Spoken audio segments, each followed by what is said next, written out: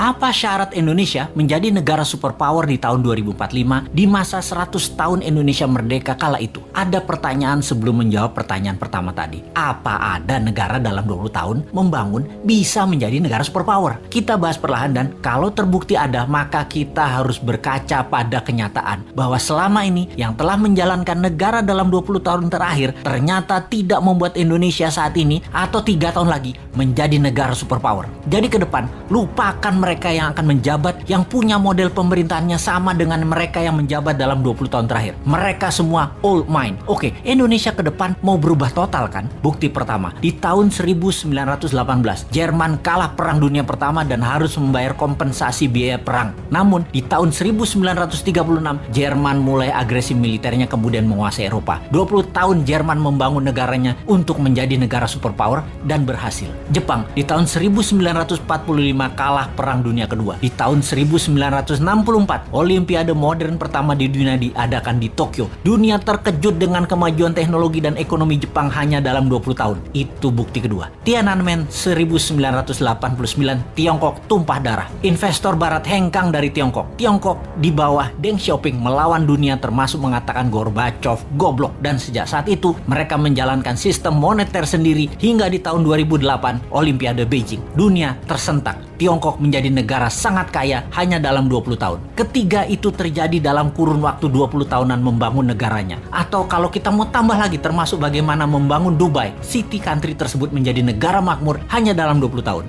Kembali ke Indonesia. Bagaimana kita melihat Indonesia dalam 20 tahun terakhir? Siapa saja pemimpinnya? Apakah mau lagi dengan mereka-mereka dan orang-orang yang sepemahaman dengan mereka? Kita detailkan. Selama 20 tahun terakhir siapa yang menjabat? Mereka adalah 3 tahun Ibu Mega, 10 tahun Pak SBY, dan 7 tahun ini Pak Jokowi. Apakah dalam 20 tahun ini Indonesia seperti Jerman setelah Perang Dunia Pertama menjadi negara superpower? Apakah Indonesia menjadi negara maju modern seperti Jepang setelah Perang Dunia Kedua? Dan 20 tahun ini apakah Indonesia menjadi negara maju seperti Tiongkok setelah Tiananmen di tahun 1989?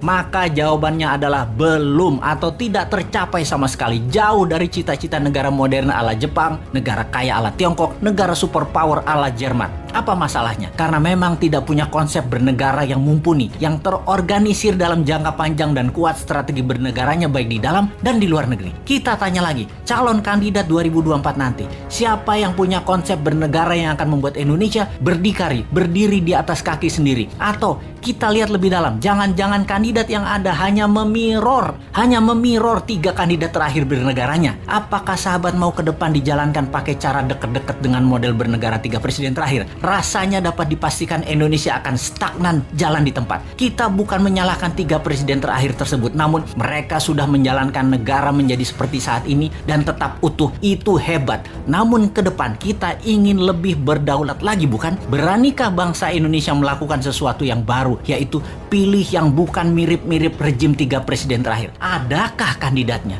Sungguh, sekali lagi kita tanya, maukah pemimpin baru yang punya tim baru yang segar, yang berbeda, dan berani melawan arus utama perpolitikan lokal serta internasional, atau tetap memilih mereka yang saat ini ada di dalam etalase yang semuanya memirror 3 presiden terakhir di Indonesia? Kalau saya pribadi, saya capek dengan yang ada. Akan terukur sekali pencapaiannya kalau kira-kira dengan para kandidat yang ada saat ini. Bagaimana menurut sahabat? Siapa yang bisa membuat Indonesia menjadi negara superpower di tahun 2045 itu?